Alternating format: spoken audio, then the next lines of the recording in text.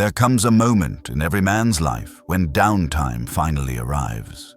No deadlines, no noise, no one demands anything from you.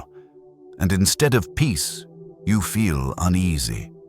You reach for your phone, you look for plans, you wonder who you should be with, because somewhere along the way, you were taught that rest must be filled, that silence is dangerous, that being alone during time off means you're falling behind, missing out, or failing socially. But the truth is quieter and far more uncomfortable. Downtime strips away roles. It removes performance. It leaves you face to face with yourself without distractions to hide behind. And that's exactly why most people avoid it. Stoic philosophy never treated rest as entertainment. It treated it as a test of whether you rule your mind or need the world to keep you occupied. Why most people waste their downtime. Most people believe downtime is something to escape into, a reward for suffering through work, a chance to numb the mind with noise, screens, and constant company. Society teaches that rest should be filled with trips, with plans, with people, so silence never has a chance to speak. But Stoic philosophy teaches the opposite. Downtime was never meant to distract you. It was meant to realign you. When every quiet moment is filled, nothing is examined. Thoughts stay unchallenged. Patterns remain invisible, and emotional dependence quietly grows. People don't waste their downtime because they are lazy. They waste it because stillness exposes what they'd rather not confront. A man who cannot sit alone during rest will never be fully in control when life becomes loud again. Benefit 1. Solitude rebuilds inner order. When you choose to be alone during downtime, something subtle begins to happen. The noise fades, not just around you, but inside you. Your thoughts slow down, emotions stop competing for attention, reactions lose their urgency.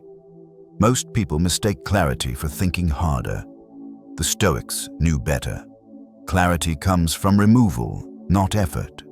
When distractions disappear, the mind naturally starts organizing itself. You begin to see which worries are real and which were borrowed from pressure, expectation, or fear. You notice how often your energy was being pulled outward instead of centered within. In solitude, there is no performance, no role to maintain, no one to impress. And in that absence, order returns. Marcus Aurelius wrote that a man should retreat into himself whenever possible, not to escape life, but to restore balance before re-entering it.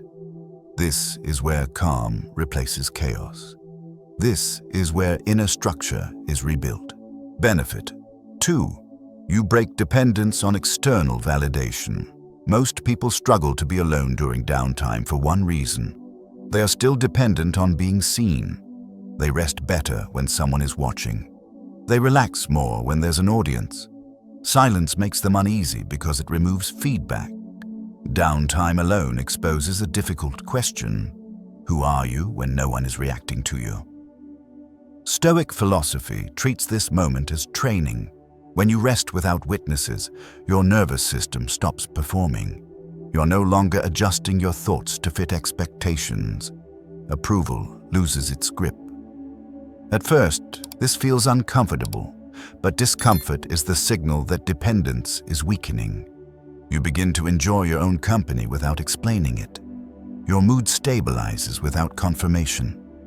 Your sense of worth stops rising and falling with attention. A man who can rest alone no longer needs permission to feel complete, and someone who doesn't need validation becomes very hard to control. Benefit 3. Solitude reveals who drains you. When you step away from people during downtime, clarity begins to surface.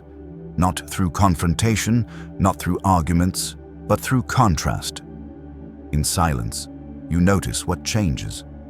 Your energy either rises or it doesn't. Your mind either feels lighter or restless. Most people never discover who drains them because they are never still long enough to observe the effect. They stay connected out of habit, guilt, or loyalty to the past. Stoic wisdom teaches distance before decision, because closeness clouds judgment, but absence reveals patterns. When someone is no longer present, you feel the truth without interpretation. If peace increases, the answer is already there. No explanation is required. This isn't about resentment, it's about awareness. Downtime alone becomes a quiet filter. Not emotional, not dramatic, just honest. And once you see which connections disturb your inner balance, you stop mistaking familiarity for value, benefit. 4. You reclaim emotional independence. Emotional independence is not isolation. It is the ability to remain steady without outsourcing your state of mind. Most people rest in reaction to others. Their mood rises with company. It collapses in silence. Downtime exposes this dependence immediately. Stoic philosophy teaches a different standard. If your peace requires constant interaction, it is not peace. It is distraction with a pleasant name. When you choose to be alone during downtime, your emotions stop chasing stimulation. They begin to settle. You learn to rest without permission, to be calm without reassurance. This discipline carries weight beyond rest, because the man who controls his emotional state during quiet moments will not lose himself under pressure. Confidence becomes internal. Calm becomes deliberate. Reactions become optional. When rest no longer depends on others, neither does your stability. And a man who governs his inner climate cannot be easily shaken by the outside world. Stoic masculinity frame: weak versus strong men. Weak men fear being alone during downtime, not because they lack company, but because quiet forces confrontation. In stillness, there is no distraction to hide behind, no noise to drown out doubt, no audience to absorb insecurity. So weak men fill their rest with stimulation. They stay busy to avoid reflection. They mistake activity for strength. Strong men do the opposite. They seek distance. They choose solitude deliberately. Stoic masculinity is not built in crowds. It is built where a man faces himself without escape, where discipline replaces impulse, where restraint sharpens direction. A strong man uses downtime as a forge. He removes excess. He refines thought. He restores order. This is not loneliness. It is self-command. Men are not shaped by constant interaction. They are shaped in quiet moments where control is tested and mastered.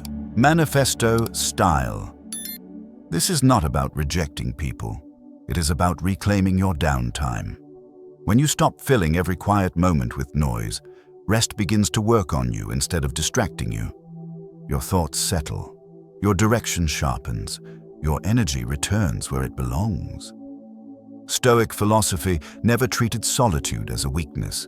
It treated it as preparation, a way to restore order before stepping back into the world. You don't need to disappear forever. You only need moments where no one has access to you, moments where your mind is no longer pulled outward. This is how you protect your peace.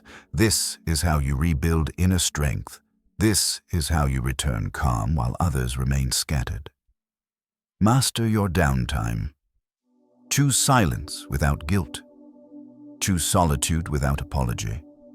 When you rule the world within, the world outside loses its power over you.